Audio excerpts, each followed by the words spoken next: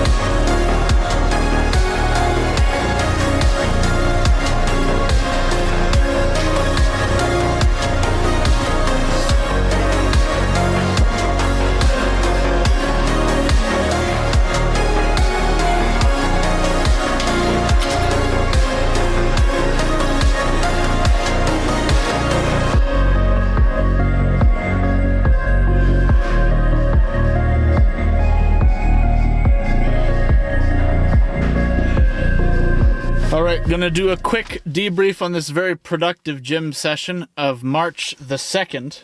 If I wrote that down correctly. Yes, March the 2nd. So workout A. It's the 11th workout of the year. I think it's the 9th workout of the year doing the consolidation program.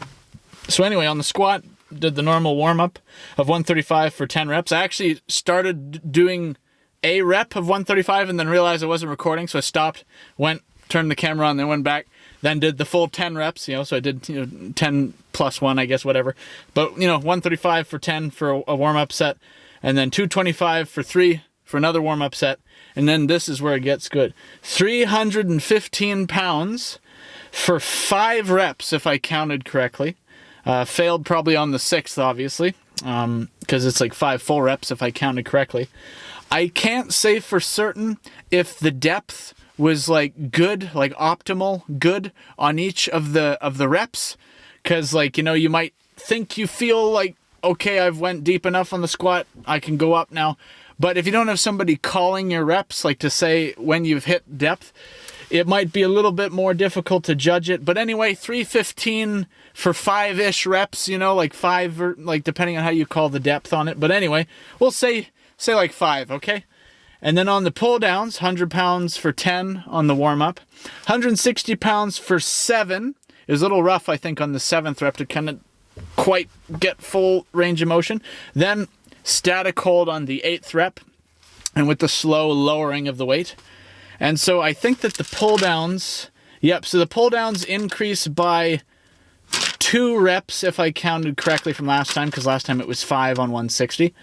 Obviously last time it would have been, last time it was 160 times 5 plus 1 static hold, right? So 5 full reps on 160 last time I did it, and this time I did it 160 times 7 proper reps, or hopefully proper enough reps.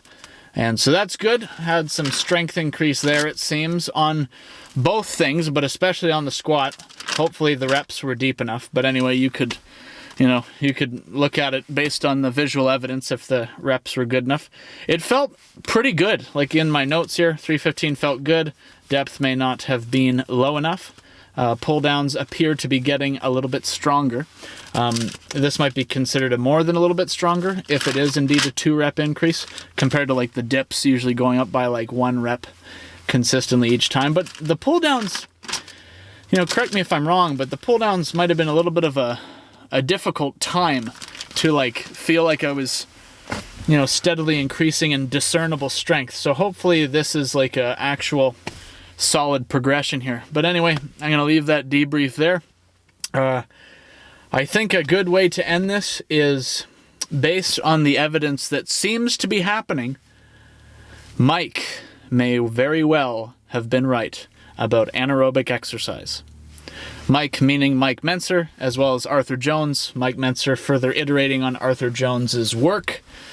And in some way Dorian Yates as well, because Dorian Yates was trained by Mike for a short time, I think, but then Dorian kind of made a bit of his own thing of it. But anyway, I'm doing more of the Mike Mentzer approach. I've been doing the consolidation program where I've been training once a week for like 20-ish minutes if you count the rest periods and stuff like that. If you don't count it, probably less than 20 minutes. If you do count it, maybe it's 20 minutes or more. But regardless, the actual workout time is quite minimal. But emphasizing the high intensity of effort, brief high intensity of effort exercise with fairly maximizing the recovery period by training once every 7 days. And it seems like the numbers, if I'm recording correctly, and I mean there's the visual evidence as well, the numbers seem to be matching what Mike's methodology seems to put forth as, optimal or productive workout science and methodology. So anyway, I will leave it there. Thank you all for watching. Have a good day.